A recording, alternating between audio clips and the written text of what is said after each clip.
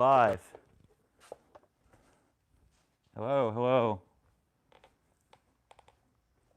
Is showing live? Yep. Can everybody give us the sound check? We're having, YouTube did some sort of update on their app, and both of our phones weren't going live. So we're trying to broadcast with my iPad, which is what I usually answer questions on, which is a little outdated. So we're not going to be able to move around as much today. I apologize. Just let me know if the sound is working. I'm going to use my phone to look at questions. And I apologize. This live stuff is still kind of a pain in the butt. So let's see here. So I'm going to go into the live, look at the chat. Yep, you're on. I can see it. Okay. So if you guys can comment if the sound is okay, we will go in and. Yeah, I can hear it okay on my phone. Hey, just one. Yeah. Okay. See you, man. So all right. So we're gonna go into the live here. Okay. Good. So again, there was some sort of update with YouTube with their app where we go live. Both Mike and I weren't able to go live on our phones. My iPad that I usually answer questions on has not been updated, so we're able to go live. I don't know what's going on. We have to check that next time and see what's going on. So I'm going to be doing a Q&A here in my chair, and I will try and move around possibly a little bit, but I'm not going to be able to move around as much. So good morning, guys. I'm glad to hear that the sound is okay. And I'll be answering questions as always, and we'll be giving you some updates. I may try and wander around a little bit, but I have like my iPad kind of like propped up, so it's not as good as usual. I apologize, especially if the video is even worse than it is other times. But so I'm going to do more of a sit and Q&A type thing today and just talk about some different things we have going on. How about clean the lens on the iPad? I will try that, yes. Sorry, guys. We thought we had everything figured out, and then this happened. All right. Sorry, we are so unprofessional. That's why you watch us. Hey, that looks better. Oh, my God. There we go. So I'll start answering questions. I'll walk you around a little bit, and we'll show you some stuff in the shop. So not in Macungie today. No, we are not in Macungie because it's Sunday service. We're usually in the shop. We welcome visitors, and also we were doing a live today, so I couldn't be in the shop doing the live and also at the show. So here we are. So I tried to get some work done. We were at the show part of Thursday, Friday, Saturday. A bunch of people stopped by. It was really good. And we'll have a video coming out from the Wheels of Time show. Thank you to everybody in the club that puts on the show. They did a fantastic job. The weather was a little iffy, but it actually held out other than being really hot Friday. Saturday was like perfect. Today is actually pretty much perfect. It's overcast and not very hot or humid, which is good. Let's see. Do I still have the black Roadster? Yes. Depends which one. I have a Model T Roadster and I have a 32 Roadster. I have both of them still. Much better, much better. Good, good, good. So much better. It looks smoky in there. Thank you, guys. What's going on with the Sweetheart Roadster? Sweetheart Roadster is sort of behind me. You guys might be able to see it just above my head. Sweetheart Roadster is basically I need to do the passenger side, door and rear quarter and all that stuff. So that is a project that I work on a lot of times more in the winter time because it is long hours doing metal shaping and it's hard to focus in the summertime with running around doing different stuff. So I will be getting back on that probably in the fall, winter time when I'm like kind of locked in the garage for long hours in the middle of the winter and we can't do much else. I'll be working on that again. So that is, we like you because you're not a real professional. Good, because yeah, I'm totally not a professional at anything. Let's see. Looking to forward to the 40 Mercury startup. So we were actually filming while the 32 5-window stroll car is at Macungie. I had swapped some cars around, and I actually have the Mercury in the garage. And after doing the show, I was coming home at night and tinkering a little bit, and I started working on a video and the engine for the Mercury. It is stuck, man. We were actually working on it this morning, and I have the heads pulled the fan off. We're trying to rock it in gear, trying to clean everything. I cleaned all the bores out, and it is still not coming loose. So I think one or two of the valves are stuck. I could see that there was one valve is all the way closed. I'll show you in a minute. And that valve has rust around the valve, and I think that's causing the problem. So I'm probably going to have to pull the intake and try and like wiggle with some pliers or something, wiggle the valve and try and break it free a little bit. The cylinders actually look pretty good in the thing, so I don't think that's definitely not the issue, but we'll go from there. The other thing it may be is maybe the starter or the clutch is stuck. I didn't take that off yet, so I'll probably just keep taking things apart till we get the engine freed up, and hopefully it'll work out. So let's see. What about the 39 Mercury keys? We talked about that in another video. I got a key made and got in the Ford barn, made me a key, and I've been very slow with getting him money back because I wanted to send him the code for the glove box key. So we've also been working on some of that stuff in the video we're shooting right now. So that's what's going on with that. Yes, so I've been stripping down the 34. You can see a little sneak peek in the background. In between other stuff we're working on, I've been taking panel by panel, taking the old paint off. So it's coming out pretty good. The left rear fender is definitely the worst on the car. And I'm going to try and, I'll try and pick you guys up and walk you around it a little bit. I just don't want to do it too much because the iPad's kind of like precariously set. But I will walk you guys around in a minute. But yeah, the 34, I've been working on stripping the paint. My buddy Jerry, he got the 3-window for me from the same stash. He was actually cleaning that body up really, really well using oven cleaner. So he kind of passed that idea on to me. I've heard about it before, but I never really used it on a full car like this. And I tried it, and it's actually been working really good. It's just tricky because it's really time sensitive, and if you leave it on just a hair too long, it'll start attacking the base paint. So you have to be careful with that. So, but it's going pretty well. The rear quarter on it, it was like within half an hour. I had it like on and wiped everything off and washed it off, and it went really well. So I'm hoping some of the other panels where they like globbed on the paint, it's taking a lot longer because you have to do multiple passes with the oven cleaner to get it off, but it's going well. We'll have a video on that, as well as we're working on the engine on that to get the engine fired on that. I have it all torn apart, and hopefully we'll be going back together soon. Somebody asked, what do us viewers need to do to get the orange golf sign back? It's not coming back. That sign is way cooler than the golf sign. I know the golf sign was neat, but it was not us. So you'll never see the golf sign. It's sold to a nice couple in Michigan that are viewers. We sold that to them. They had asked about it before I even had the sign made, and they got the sign. Things change, life changes. That sign's way cooler. So you're not seeing the golf sign again. That's it. Let's see. Hi from Holland. What's going on? How much for one of the shell signs you found? I had the shell signs, and the Ford signs, I'm not super interested in selling, and honestly, the price I would want to get for it is probably an emotional price, and nobody wants to pay that. So if you're actually seriously interested and you want to pay the emotional price, you can send us an email, but I'm not really too interested in selling any of those signs from that Michigan load because I'm going to be putting them up in this shop, and eventually when I do additions and stuff, I will be squirreling them away for those. So they're probably not for sale. Looks like the new lift is finished. So we have the lift painted, but we have to wire the lift. So we've been we've been juggling like, I don't know, 5, 6 videos right now. I feel like maybe 4 videos.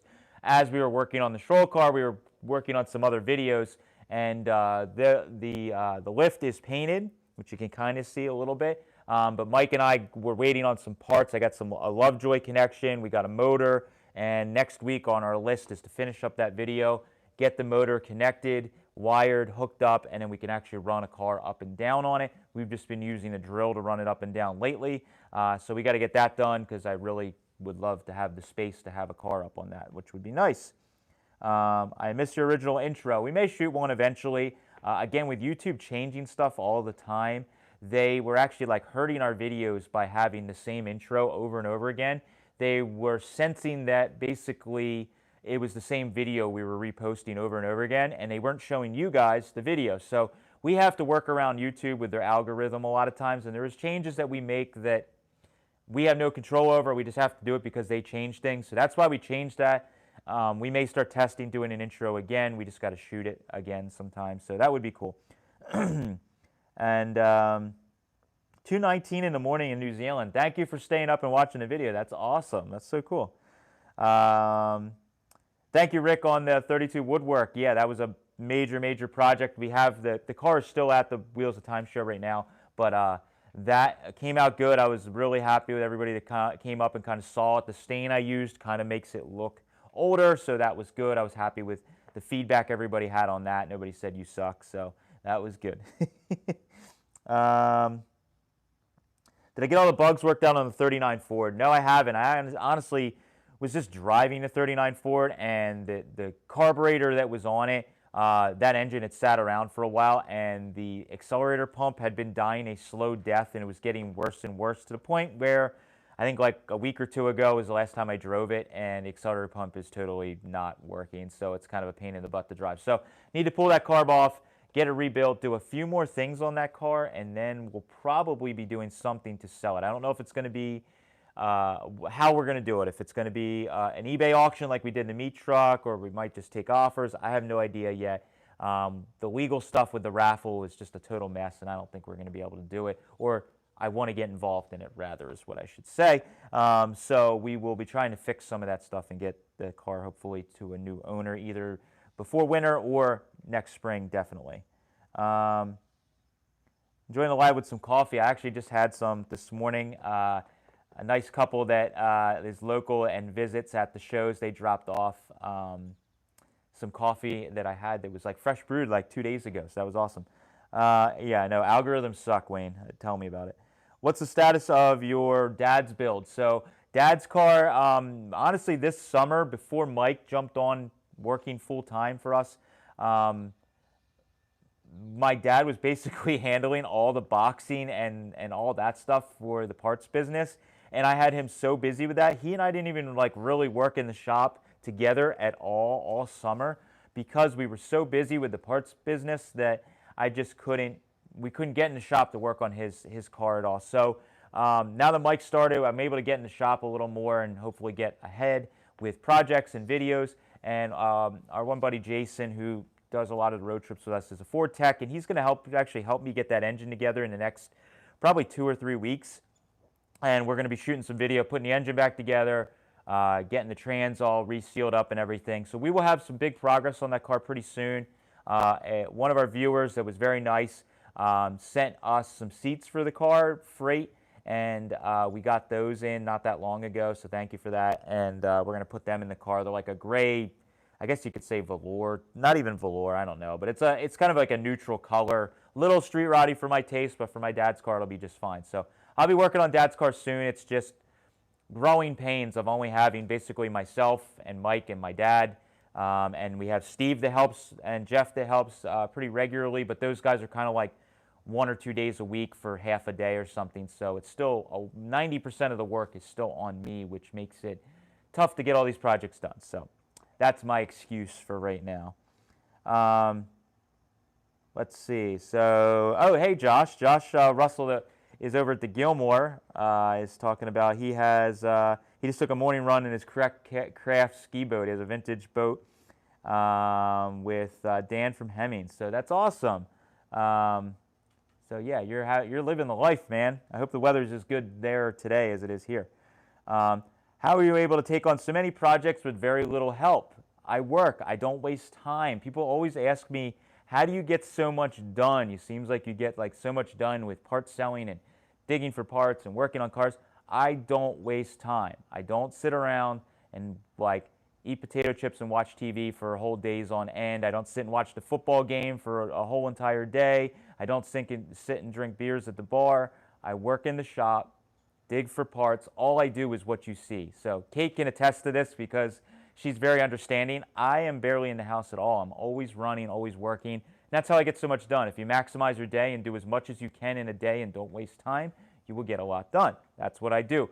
Pretty much to an excess, I would say. I'm a little too much with it, which is why I'm starting to ask for help, get people to help. So I'm doing what I can.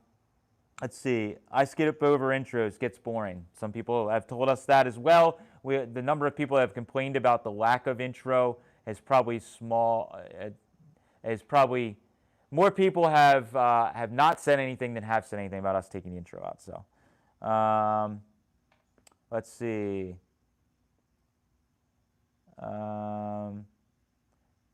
Like the signs you got in your shop. Thank you. You got great bikes hanging from the ceiling, but never see you grabbing any bikes when you're picking. Do you still collect them? Background story. So I only grab certain bikes when I'm picking. So if you see bikes in the background that we're picking, they're probably duds, to be honest. Like, I don't really go nuts. Vintage bicycles is not my business, or my passion. So you will not see me just grabbing every vintage bike that we find. I do think that old Schwinn's are cool, old Stingrays, just like everybody, kind of like, I don't know, any old car, you can appreciate it, and they're kind of neat. So when I stumble upon the old bicycles and they're a good price, I will buy them and hold on to them, but I don't hunt them out. If I find some like 1940s girl's bike in a garage while we're pulling a Mercury out, you won't see me grabbing that bike because it isn't that interesting. They're not really worth that much money. I can't grab everything. The two bikes you see above me, the one I got when we got the Chrysler, we got that convertible Chrysler sedan like a number of years ago that was like a really rare Chrysler Airstream. And I found that in a shipping container on the same property, and I got it. I kind of worked into the deal, which was cool. The red one we got on a local pick. I was buying some flathead speed equipment and stuff at a local estate in like the Coatesville, Pennsylvania area. And we went in the attic of the house. They didn't even know they had it. There was that old red Schwinn with a shifter on it, Stingray, that was really cool. I grabbed that and I brought them home and just cleaned them up and hung them up. They're just cool. But I don't really get super into collecting the bikes unless it's just like I stumble on it. So that's my long drawn out answer. Will you be going to Trog? So I was trying to sort of get the Schroll car together for Trog. I was talking with Mel back and forth. He asked me about maybe running the car, and I kind of had a feeling I wasn't going to be able to get it done. And with everything we have juggling, I kind of just shied away from it because I didn't want another. I've had a bad run with making promises and overworking myself, and then the stuff doesn't get done anyway. So I'm trying to be better at that, and that car just I knew wasn't going to get done. Things have been so crazy with the parts buyouts and stuff. So I am going to be trying to go to Race Gentleman for like a day. Carlisle butts right up to that, so I'm having a little bit of a personal dilemma with I want to be at Race Gentleman Friday, but I have to be at Carlisle kind of selling for part of the day. So I'm going to probably try and run down there Friday night, hang out for a while, and then hopefully hang out on Saturday and wander around. We may try and do some filming. I don't know what's going to go on yet. But hopefully next year I can get my act together and maybe run a car. I don't know. I'm just so unaware nest. Love the 34 Ford. What's it having it for an engine? Mason asked. This car has an original 34 Ford flathead V8 in it. We got the engine freed up. We're basically trying to just clean out all the gunk and get it running. So we'll have a video pretty soon, hopefully, fingers crossed, of firing it up. Getting close here. Let's see. Congrats on the 100,000 subs. Love the channel. Thank you, guys. We didn't do like a formal, like, I know a lot of channels do like the 100,000 subs, you know, like make a big thing out of it. We're kind of low key. Like, we super appreciate the 100,000 subs. It's awesome. The growth has been cool. I'm kind of like, a lot of people like obsess over the subscriber count. I'm more of like, I'd rather have a solid number of people watching every video so that we know that people have interest in what we're doing. So there's a lot of channels that have like 500,000 subscribers and they get the same kind of views that we get on videos because I think their views and they're kind of all over the place. I'd rather just keep it consistent. So if people like what we're watching and we watch the comments and people seem to enjoy what we're watching, we definitely try and tweak things to what people seem to like to watch. And that's what we're most concerned with, is making it interesting to watch, because I don't want to do all this work shooting videos and everything that we do and you guys don't even like it. So the subscriber count is cool to brag to about your teenager or something like that, but in the end of the day, I want people to watch and like and engage. That's my big thing. So thank you for everybody that did give us props on that. It's been really cool. Yes, I do have a lot going on, Steve. What's a time period when you'll be back getting be getting the Arden engine back? No idea. When you're building kind of like very specialized things like an Arden, there's only a handful of people in the country that will do those, and they are usually very busy. So I talked to Ron on the phone, I think last week. He just got back from Bonneville. Ron, if you guys don't know, is, we mentioned in the video, but he is like a diehard Bonneville land speed racing guy. So he went there and broke the record for, I think it's pumped gas flathead.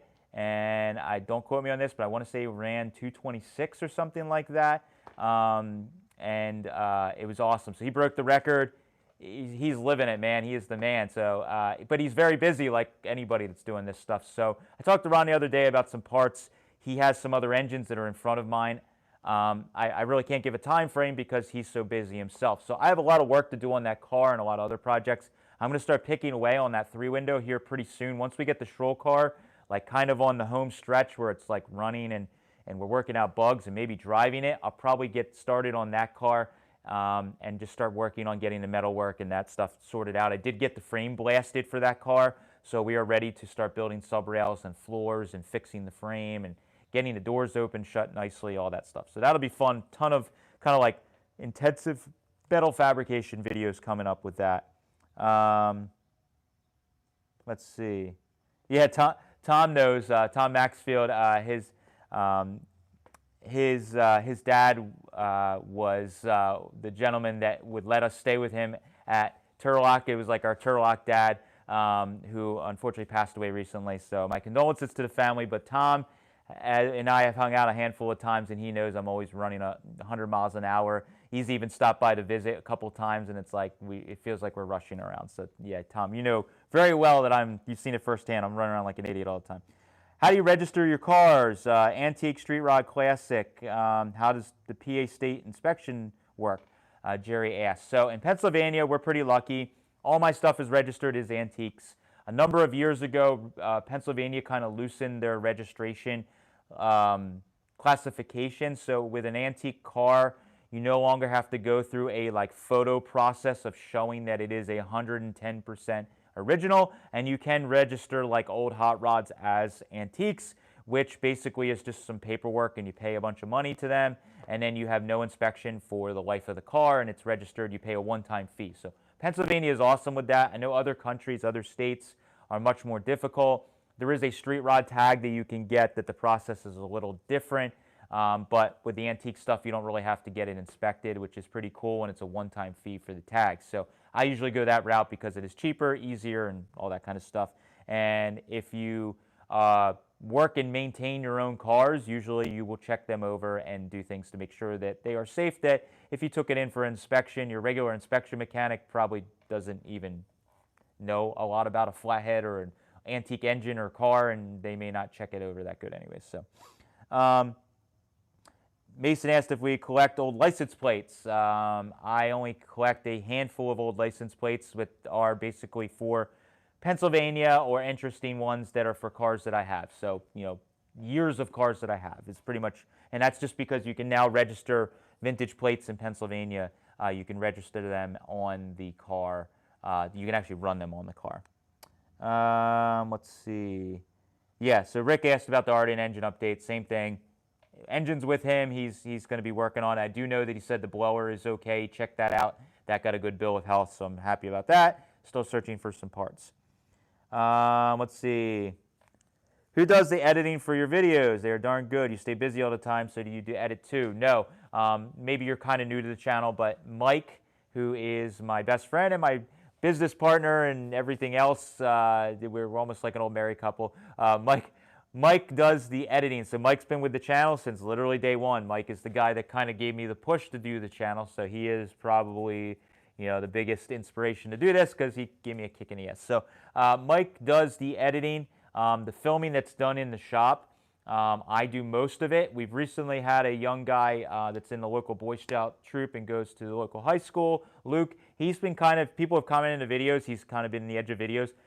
Luke has been helping with filming just a little bit in the shop part-time, just to get his experience up there because he's interested in doing video work as a career. So he is coming as a volunteer and has been helping a little bit. But pretty much I do all the video, 99% of the video work in the shop, on location at car shows and stuff like that. Mike does the video filming, and then depending on when we're pulling cars out, if Mike's with me, he will kind of control the filming. If I am by myself or with someone else that doesn't know the camera stuff, I will do it. But Mike does 100% of the editing, so he has a lot of work in just editing all these videos to put out 3 videos a week, every week of the year. So for what, 5 years. Do you have any old Hemi parts laying around for sale after saying the last motor? Not really. If we have anything for sale, watch our Instagram, watch our eBay. We'll put it up for sale. Thoughts on British cars? Some British cars are pretty cool. I definitely dig some of the British stuff. Some of it I'm not super into, but definitely some of the little British sports car stuff from the 50s is pretty neat. I definitely think that's cool. And everybody, I feel like everybody appreciates an original Mini, like a Mark I Mini. I think everybody can appreciate that, so they're really cool.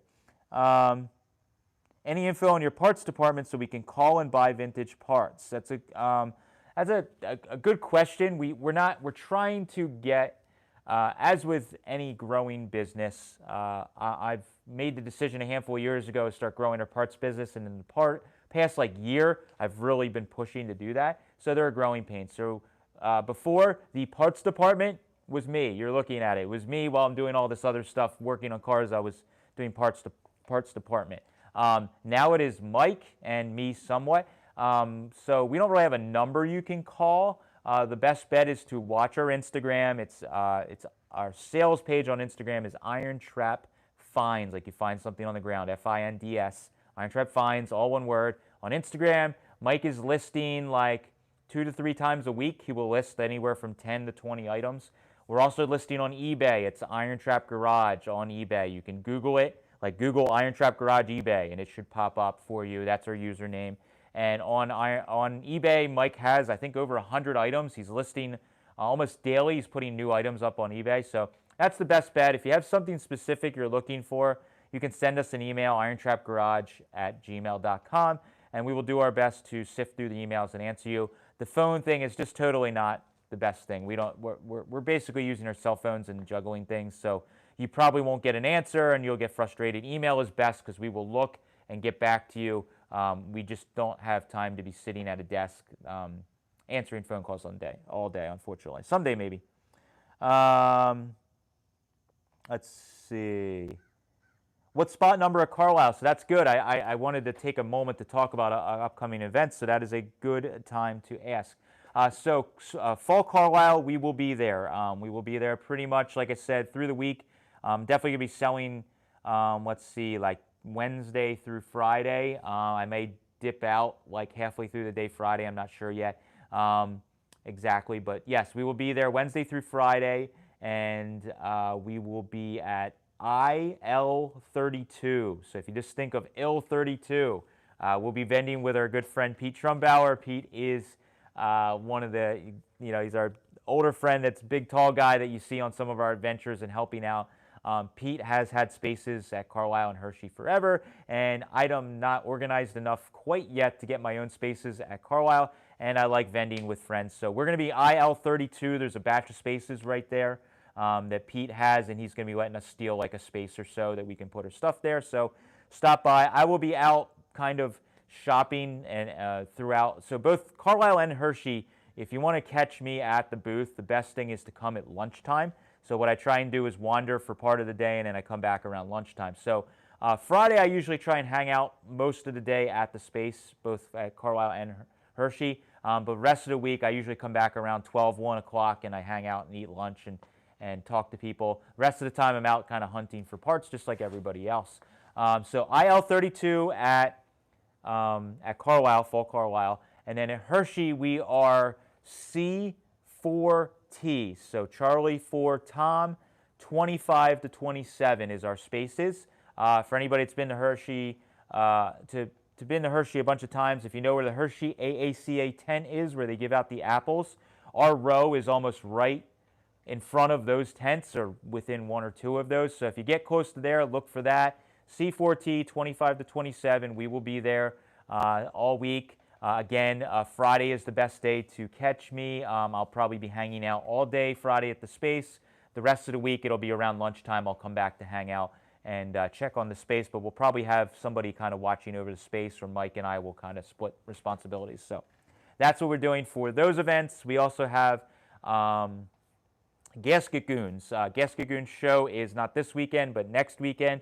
We will be at Gasket Goons show, set up in the swap meet, hanging out as always. That is located outside of, it's like outside of Quakertown or Bethlehem, Pennsylvania, Allentown. It's kind of in the middle there. If you just Google Gasket Goons car show or hot rod show, you'll find it. Jack and the crew of the Gasket Goons do a great job. I'm helping them out with the swap meet, just parking people for the swap meet and setting up the swap meet. So definitely you will see me there at the swap meet running around early in the morning, and then I'll be set up at our normal space right on the corner. We'll probably bring the Skelly 34, and then I'll just have a bunch of parts set up. So thank you for that.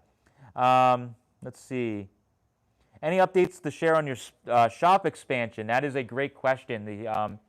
I was getting quotes and kind of getting my crap together to maybe do something this past like fall/winter into almost the spring. And the cost, the building cost, as everybody knows, was so volatile. It was like I was getting quotes, and they were basically telling me that they were only good for 24 or 48 hours, and then they had to re-quote it, and the prices just kept going up. And that was kind of when I was making the decision to make the jump to go full-time with IronTrap.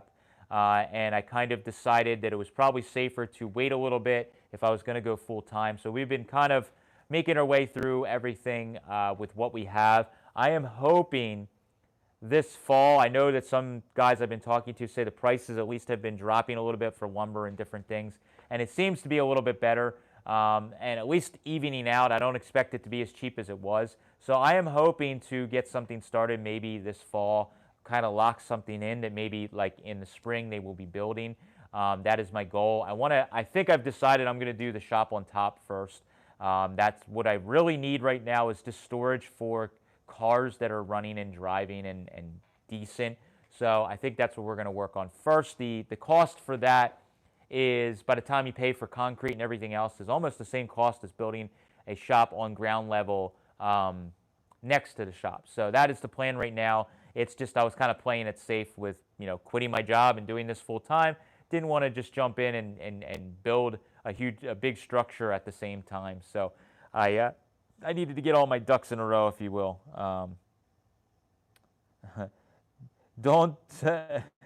Somebody said, don't turn into a douche tuber. I don't know what that is, but I'll try not to. I don't know.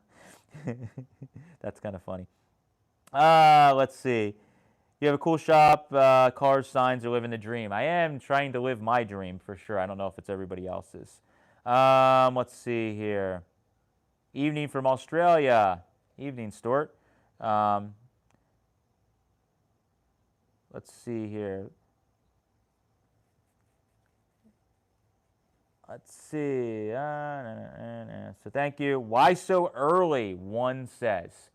Because I want to do it now. That's what works for me. So we kind of do what we want. So that's it. No matter what we do, it's not going to be good. It's late to people in Australia. So we kind of have people watching all over. So this time seems to be the sweet spot for what we do. So there we go. What of the music that plays in the videos in the background are you working? Who writes it? I don't know who. Like Mike has a music service that we subscribe to, that we get music that we can use in videos that there's not like royalty issues or copyright issues. So all those videos, Mike puts the like artist or whatever below in the description, but they're not like mainstream artists. It's people that actually write these tunes for this music service. It's kind of like clip art for music, basically. So Mike just goes through and picks music that kind of fits the videos, and we've, I think, done a pretty good job to find music that most people are okay with. We early on were using some of the music that was maybe a little more guitar heavy or metal sounding, if you will, or hard rock, and we had some complaints. So we've kind of kept it in the country, jazz, rockabilly kind of sweet spot, and that seems to be working pretty well for our music, and everybody seems to be okay with it. So we're always tweaking that because we read the comments and try and just do what everybody, try and make as many people happy as we can. What's the plan for the 32 3-window body you picked up earlier? So this is a good time to pick up the camera and I'll walk around a little bit. So I'm going to do that. I'll hold off on the questions for a moment. So the 32, I have, what I've decided I think is, I have over here a, it's a Lincoln Y-block engine. It's like an old hopped up Lincoln Y-block. So I think I'm going to do like a 50s kind of West Coast style 3-window. So probably a highboy that's chopped, fenderless, or maybe bob fenders with this engine, maybe just a hood top. But I've had this engine sitting around trying to figure out what I'm going to put it in. One of my buddies, Jared, that owns Cabin Fever Auction Company, he's also a talented machinist and 3D printer, etc. He is printing me up. He just printed up a adapter for that for this engine to put a 37 LaSalle behind this. So we've been working together to brainstorm that. He 3D printed a little adapter. We're going to shoot a little video on that, and then he's going to machine me a adapter. So that's really cool. So that's that engine. I'm going to show you guys a couple things while I'm up. And so this is the paint. We've been stripping the paint on this, so you could see that it's been stripping the paint on that.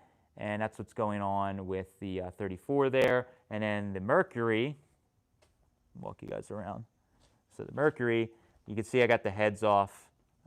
This valve right here is the one that I think I scraped out some rust around. I think this valve right here is stuck. It had a little bit of more surface rust in this cylinder than other ones, and I just kind of like scuffed and sanded them out. So I'm going there. Mike and I were just trying to rock the engine right before he had to leave quickly. And we still weren't getting it freed up. So I may have to pull the intake and wiggle on those valves to get them freed up. We'll see. So we're going to keep working on that. But yeah, the 32 3-window, so that's a couple of things while I was up. I'm going to set you back down here so we can do this. So there we go. Try not to knock it down. All right. I am back. So, oh no. See? Jesus, so unprofessional. All right.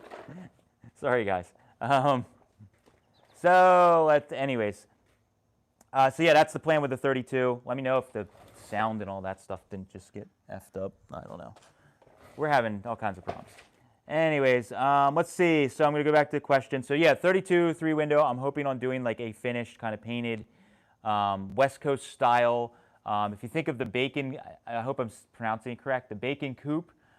It is a pretty famous 32 that was on the cover of Hot Rod, and it was next to the swimming pool with the girls sitting next to it. That car, like inspired by a car like that. That's kind of a like, you know, shiny with maybe white walls and a bunch of, you know, stuff just done like that. That's a good example of kind of my inspiration for that. So that's the plan.